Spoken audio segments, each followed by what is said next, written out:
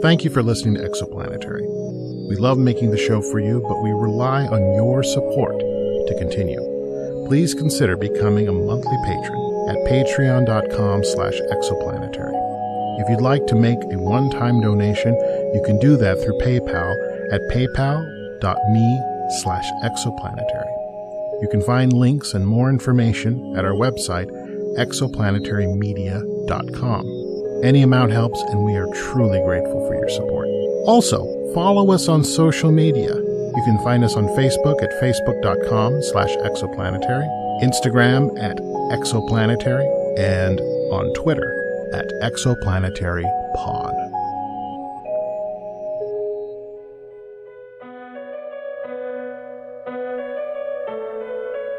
Exoplanetary, the adventures of the spacefaring Wolverton family far in the future. Previously on Exoplanetary, Alice Wolverton took an unusual job. She allowed her mind and personality to be copied and formed the operating system for a tiny spacecraft called the Traveler. A trio of these travelers were sent hundreds of light years away to another solar system with the intent to explore and discover alien worlds. During the journey, which spanned centuries, Alice's virtual clone grew close to Peter, another digital explorer. Their love affair blossomed during the long journey. Dorothy, another explorer, was missing, presumed destroyed, after her traveler was damaged during the launch. Now, having reached their destination, Alice and Peter must separate and begin their exploration of a new solar system, as yet untouched by humanity, in tonight's episode, The Spider's Song.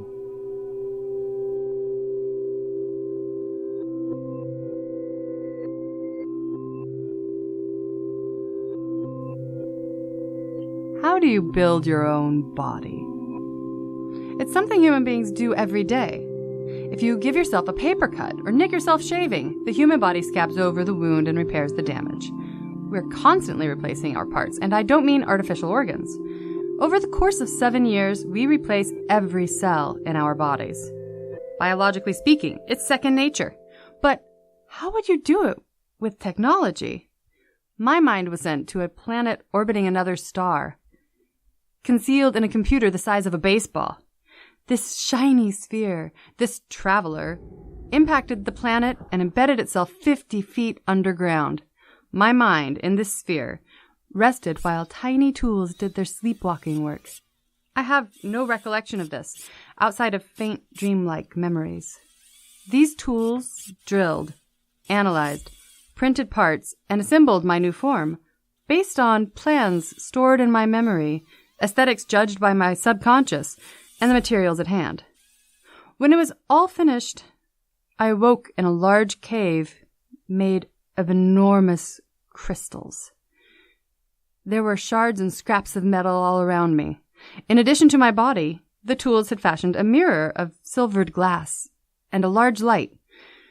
In the mirror, I recognized my face. Where there had once been skin, a smooth and glassy substance sparkled in the light. I was both familiar and unfamiliar.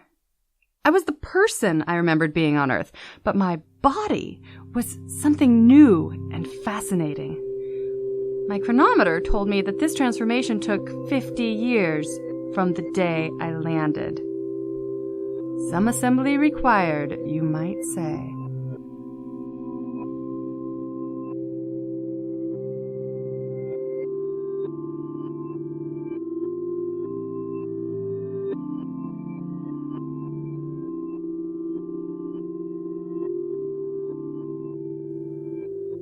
The greatest concern expressed by Exoplanetary is that we must feel comfortable in our bodies.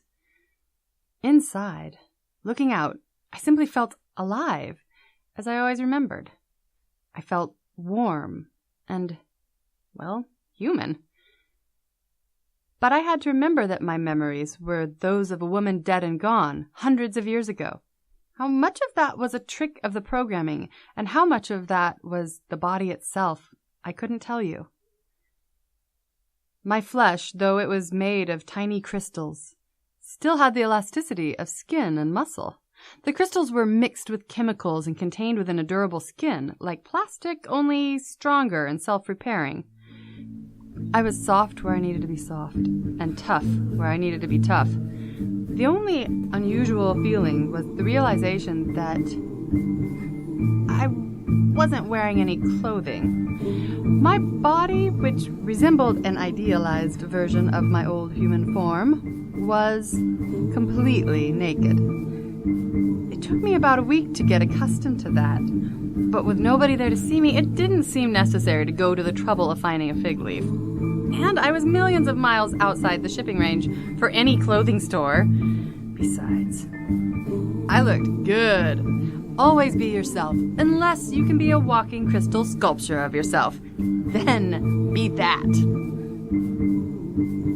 That Garden of Eden week was fun. The surface was a jungle, and I was just taking it all in. On Ganymede, we had small indoor parks where we could take a look at a tree, breathe a bit of unprocessed air, and, if we saved a week's pay, eat some fresh fruit. My new body didn't need to eat, but in training we were encouraged to do so anyway. It would help us feel normal and assist us with analysis. So the jungle was my buffet, and I tried out every strange leaf and fruit I could find. I climbed tree after tree. One thing that did feel odd was the strength of my new body. It was heavier, just as you'd imagine a body made of metal and rock to be, but I could clamber up and down trees all day. And these were no ordinary trees. There were trees as tall as mountains, some of them reaching so far into the sky that they only stopped when they were in danger of passing the clouds, and trunks half a kilometer in width. The atmosphere itself was slightly more oxygen-rich than what I would have been accustomed to in my old life. Human beings would be able to breathe here, but they would be feeling tipsy all the time.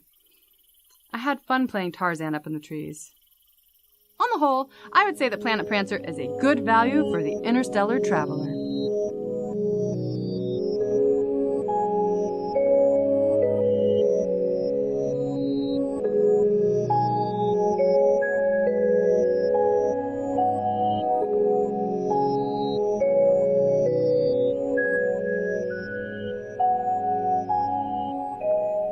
I should explain the name. Exoplanetary gave the planets very dry names in the briefings. Exo 1, Exo 2, and so on.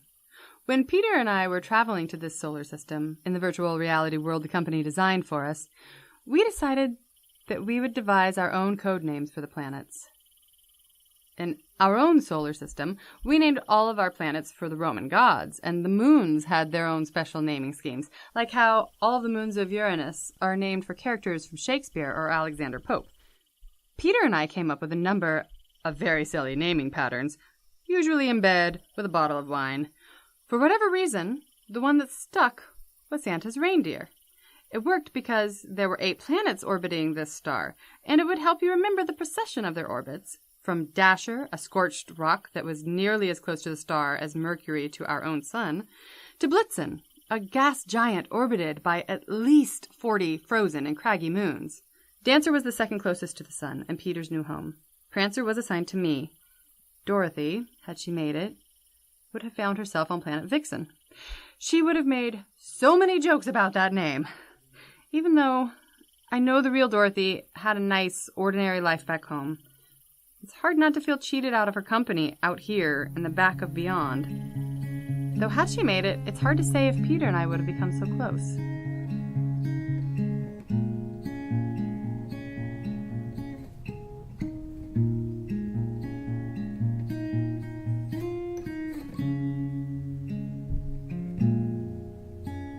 The 8th day exploring the surface brought 2 surprises.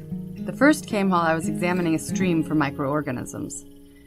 In my inner ear, I heard a special tone, signifying that Peter was in communication range.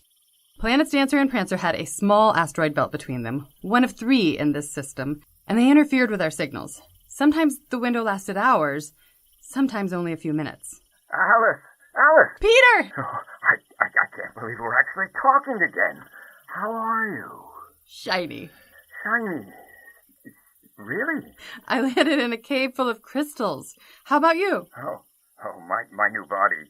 You'll laugh. I won't, honest. aluminum. Really? You promised. I promised.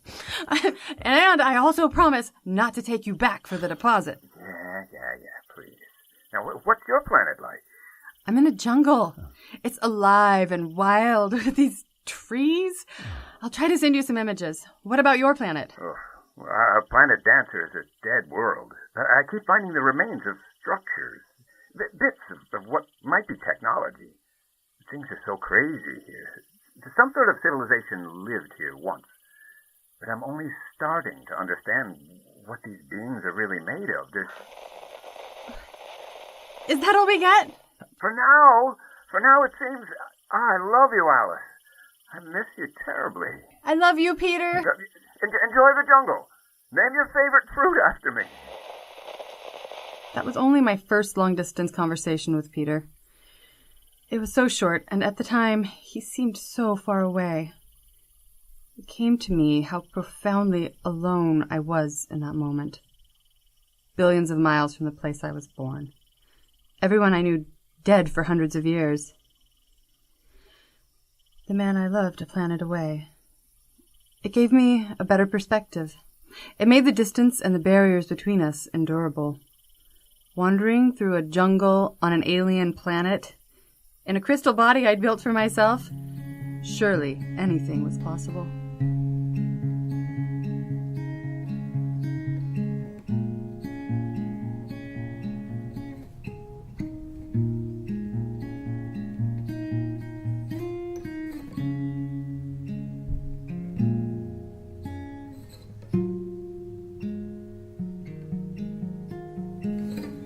I learned that I was only standing at the edge of a massive jungle, with a crush of foliage ahead of me. I walked, unafraid, into the green. It was no surprise that insects crept and flew in every direction, munching on leaves and burrowing up to the surface, just as I had only days before. No reptiles, no amphibians, and I was the only thing shaped like a mammal in the jungle.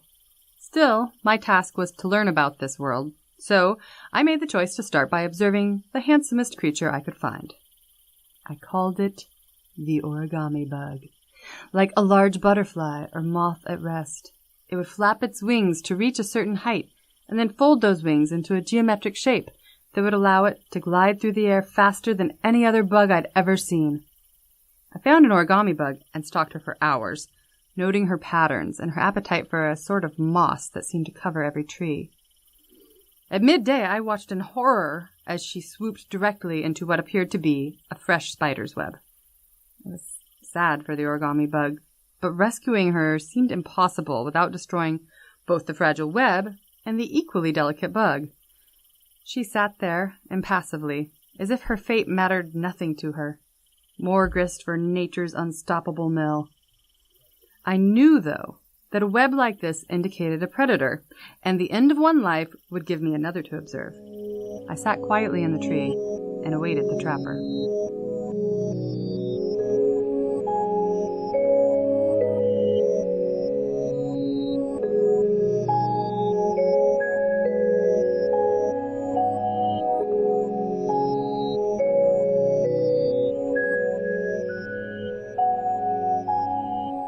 I was startled to alertness with the most unlikely noise I could imagine.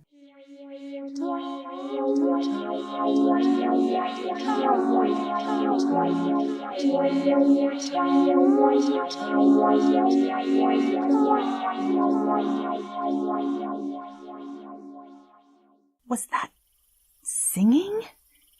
In the evenings, when it was pitch dark except for unfamiliar constellations and two strange moons, I would sing into the night as I familiarized myself with my new body. For a moment, mad as it was, I wondered if I was singing to myself or if there was something out there other than me listening. I dug my fingers into the bark of the tree I perched in. My new skin was a body-shaped sac containing a crystalline slurry, a solution that could deflect light when given the right electrical charge, so I was effectively invisible to all visible spectrums of light. To humans, that is. The web was large. Could the creature that made it possibly see me? Or smell me? Would it attack me? How big was this thing? Why did I agree to do this? Billions of miles from home and having a panic attack in a tree. The singing continued and became clearer with each moment.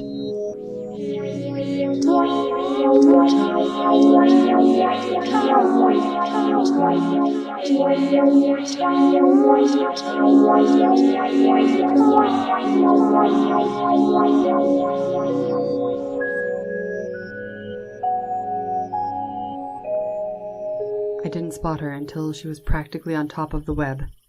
She was an arachnid of some sort, with 8 legs, each of them 5 feet long, and a tubular body in the center. Her 6 eyes and sharp teeth were a nightmare. She moved nothing like the spiders that lived in the ventilation ducts on Ganymede. Each leg moved independently, as if she were a giant hand overpopulated with fingers. 4 of the legs did the work of climbing the tree, while 2 were curled and wrapped in her own silk, making a cat's cradle that she strummed and rubbed with the other 2 legs. She was accompanying her own singing with an instrument made out of webs. I was too fascinated to be frightened.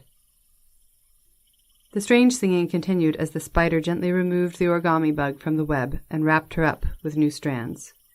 She stopped singing long enough to speak a few gentle words to her prey. Enauta. Enauta.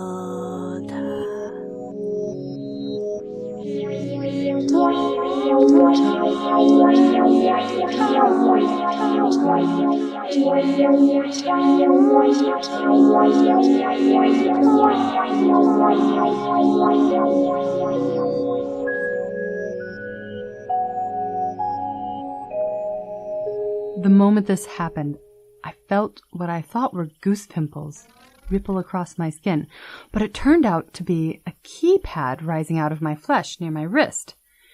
The spider's words triggered my translation protocol. In my ear, I heard a voice say, "To translate to standard English, select 1. To continue in the native language, select 2. I pressed the 1 on my forearm, and the keypad went away. I knew from training that this translation would take a long time, but would move faster the more examples of the language I observed. As unpleasant as I found the spider, the fact that she spoke and sang indicated that she was intelligent life and, consequently, one of my primary mission objectives.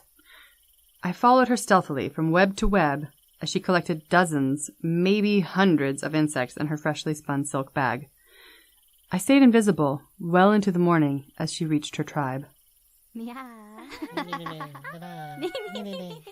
Was it a camp or a village? In a tall cluster of trees, hundreds of feet in the air, hung dozens of huts made of wood and spider silk. Smaller spiders skittered from hut to hut. Adult spiders, some larger than the singer I discovered, ambled to and fro. I settled in for a fascinating week of learning about a culture untouched by anything I knew or remembered. This turned out to be both fascinating and horrifying at the same time. It quickly became clear that my human perspective affected my understanding of what I was witnessing.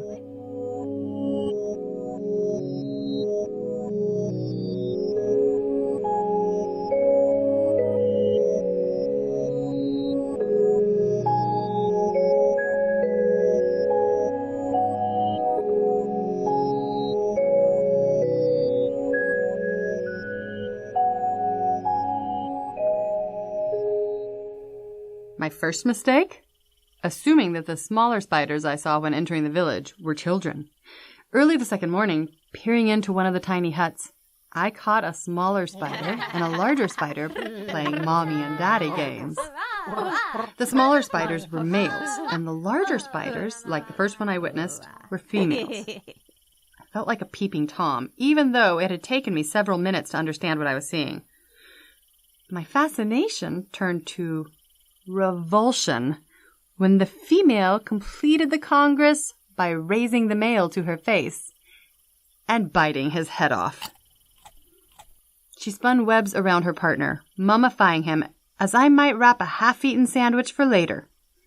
I began to have second thoughts about this so-called intelligent species, if cannibalism was still an accepted part of their society.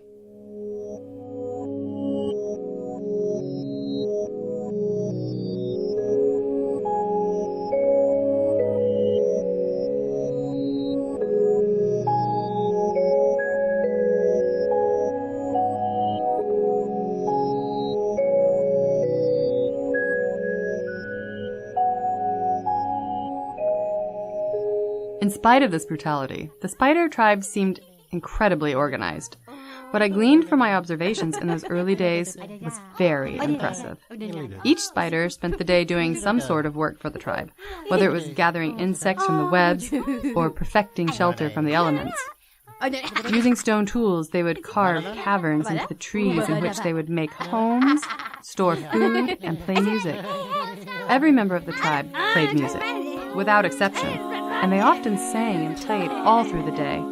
The music only stopped when the village was asleep.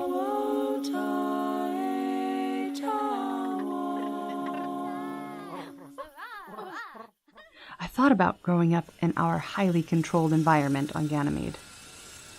They said that they would terraform the moon someday, and we'd be able to go outside and breathe and live as we were meant to. But promises were just wasted breath on Ganymede. We were only poor workers, and the one way to get out was to have some corporation take notice of your talent and hire you. The life of the spider tribe was unusual to me, but there was so much about it that seemed idyllic to me.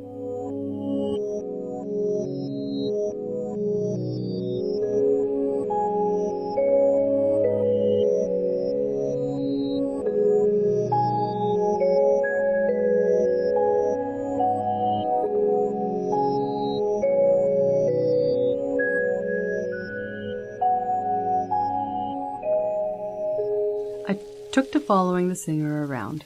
Based on her behavior and how the other spiders treated her, I thought she might be the equivalent of a young woman. For many weeks, she gathered prey from the webs, singing the whole way. One day, after a conversation with another spider, she went a different route, high up in the trees. My translation software was starting to give me drips and dabs of the language. I could tell that she was being given a new job, but the only other word I understood was stars. After a long climb, we reached a landing where an old spider was weaving the largest web I'd yet encountered. It was less like a web and more like a nest with leaves and sticks and other things I didn't recognize woven into it. The singer followed the old woman's instructions, spinning silk to patch worn parts of the web and put new materials into place. I wondered, what was this web being built to catch? The old woman spider would call after her apprentice and upbraid her for the slightest deviation from her design, so whatever it was must have been important. I watched them for a week. All the while, my sophistication with the language became sharper as the old spider dictated to the apprentice, but most of the words I was learning seemed to be spidery curses. One evening, the old spider seemed satisfied and told the singer to stay with her rather than venturing back to the village. Something seemed to be coming. An event that required the cover of darkness.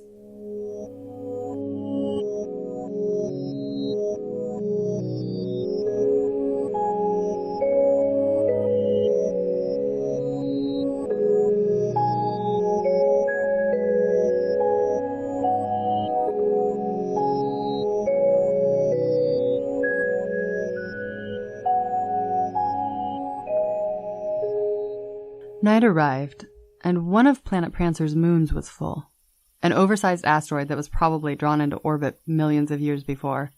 The other moon was waning. I grew up with Jupiter dominating the sky, so this pale rock seemed less than foreboding. But I could tell that my two arachnid friends were feeling energized by the engorged satellite. Maybe it was like on old Earth, when the full moon supposedly inspired acts of lunacy.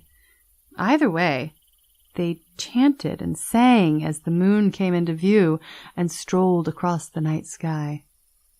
And suddenly, they became silent.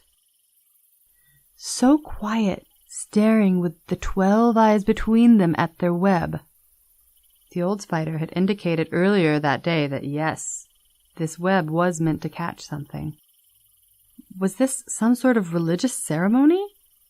Or mad quest to catch the moon? And then it happened. The moonlight shone through the web and its strange and seemingly nonsensical collection of jungle bits. The light shone through and produced what I immediately recognized as a map of the Milky Way galaxy, as observed from Planet Prancer. This web was like a planetarium, using the moonlight to create a replica of the night sky. The old spider was no huntress or madwoman. She was an astronomer. With this final bit of context in my mind, I found myself able to understand the missing pieces of language as the old astronomer exclaimed to her student, "You see, girl, we have captured the moon, and it has shown us the way to the stars." I see. But what is the purpose of this? The purpose, girl, is to mark what we have learned from the heavens. There was a time when our records were more complete and sophisticated. The purpose is to pass what we have learned from one generation to the next and regain what we have lost. I thought the old times were only a legend. As they spoke, I couldn't help getting closer to the web and the light show. It was an amazing accomplishment, something I could never imagine having the patience and memory to put together, even in my current form. I marveled at it for some time before I noticed that the spiders had stopped speaking. I turned slowly, and as their red and unblinking eyes gaped in my direction, I understood that they could see me. My charged crystal slurry only deflected light. It didn't make me transparent, so as I stood in front of the only visible light, they saw my shape eclipse their model of the night sky. I clambered up the tree and as far away as I could. I could hear them. "We have an intruder." It is the goddess. "It's no goddess." No, the goddess comes to us from the night sky. "It's no goddess. It's something far stranger, and perhaps far less friendly than the goddess."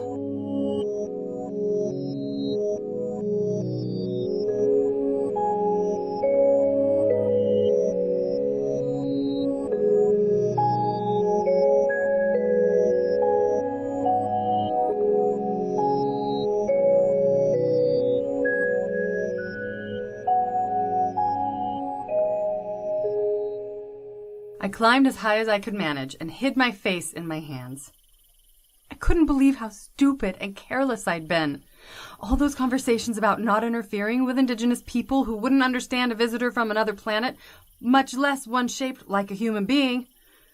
I felt after all this time and all these good intentions that I had somehow let them down. I surprised myself by actually crying. I felt so stupid. What made it worse was that Peter happened to call at that very moment that I was being an inconsolable mess. I spent an hour explaining the situation to him as he listened patiently and looked at the images I'd recorded. Oh, Alice, you can't be upset at yourself. I'm pretty sure I can, Peter. Alice, you're on an adventure unlike anything anyone could have truly prepared you for. You're facing situations and circumstances that nobody could have fully imagined. There is no right way, no wrong way of doing any of this. There is the situation, as it is happening, and nothing else. Your expectations, your fears, you're entitled to those, I suppose, but you still have to pick yourself up and deal with the reality. Those spiders know that you're there now. I'm not sure what my next move is. Whatever it is, Alice, it's up to you. I'm not in a position to help you over here. But you're smart and you're capable, and I believe in your ability to figure out the right thing to do and make the best of the situation. I wish I could really believe that. Oh, come on, Alice. You know it's true. All you need to do is think. Think about the situation. I've only just started to understand their language. I'll have to go over my old recordings, see if I can learn more about their culture that way. Yes. Peter? Yes? Peter, the young one. She called me a goddess. How badly have I messed things up here? No. Stop thinking in those terms. Listen, the old astronomer didn't seem too ready to worship you, and her word probably counts for a bit more around there. Whatever they think you are, they're probably more frightened about you and what you mean to their way of life than anything else. Just think of how a culture from our past might have reacted if an alien had just showed up. I am. One did. His name was Cortez. Oh, you know what I meant. I did, Peter. I'm sorry. I'm just scared. Alice, the only thing I can give you that may be of help is this. Now, think of that webbed planetarium. Now, those are intelligent creatures, beings with thoughts and feelings like your own. Now, they have a language, a culture, even a technology. And after listening to what you've had to say, and the stuff you've sent over, well, maybe they have a history. I'm sure they have a history. Yes, on planet Prancer. But while you've been over there, I've been over here on planet Dancer, shuffling through ruins and old technology. And your information confirms a hypothesis I came to earlier this week, that the civilization that once lived here were beings with 8 appendages. What? How? How is that possible? I don't know, but for whatever reason, they may have started on planet Dancer and wound up there on planet Prancer, somehow. Imagine what it would be like if a bunch of humans landed on a jungle world, but lost all of their technology. I see. So that web, it could be a remainder of their old knowledge, and that astronomer, she's like an 8-legged Leonardo da Vinci, just waiting for the Renaissance to happen? Yeah, well, possibly. You won't know until you talk to her. Peter, I'm glad I have you around, having a little perspective. Let's just say that it's hard to stay grounded up here in the trees. I miss you terribly. I so love you, Alice. I love you too. I loved Peter more than anything. It made me think how bad it would be to be out here, totally alone, with nobody to even look forward to talk to. As I climbed back down to the spider silk planetarium, I wondered if I was making a horrible mistake, or if this was somehow my destiny, that Alice Wolverton was fated to start the first conversation with an alien species. I remembered my fears about being another Columbus or Cortez, and then I remembered Armstrong and Aldrin, representing a single country, but bearing the dreams of the entire planet on their shoulders. I went through the vocabulary I'd assembled, and once I reached the astronomer's perch, I made myself visible to her and said, "My name is Alice Wolverton. I come from a species from another solar system in this galaxy, and I traveled tens of thousands of years to be here. My people call themselves human beings, and I come in peace on their behalf." Your accent could use some work. I'm new in these parts. The child, Ornu, she ran back to the village to tell them what she saw. Some will believe you're a goddess.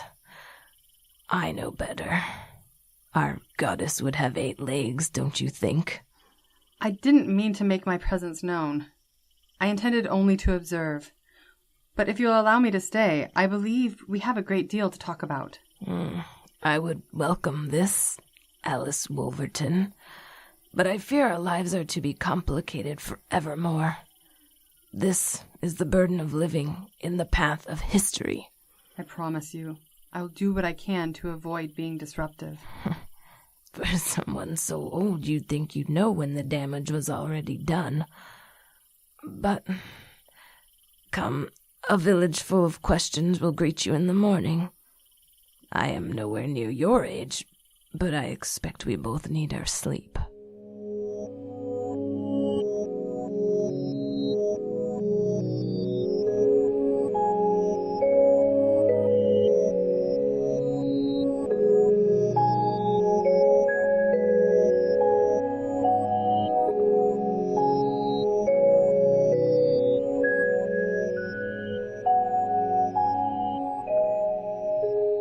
And so, my life with the spider people of Planet Prancer began. At first, I doubted whether I did the right thing or not, but Peter was right. There was no way to put the cork back on this particular bottle. So my obligation was to make the best of this strange new adventure.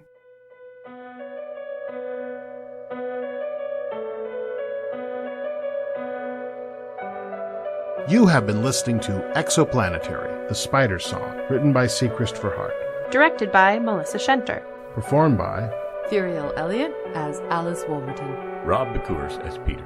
Wynee Hu as Ornu. Stephanie Leet as Muhrrah. Sound effects by Danger Marshall. This play, the characters, situations, and associated intellectual property, copyright 2015 and 2017 by C. Christopher Hart. All rights reserved. Recorded in the Bigfoot Podcasting Studio, located at Ned Space in sunny Portland, Oregon. Produced by C. Christopher Hart, original music provided by Jacob Jensen, and musical direction by Melissa Shenter.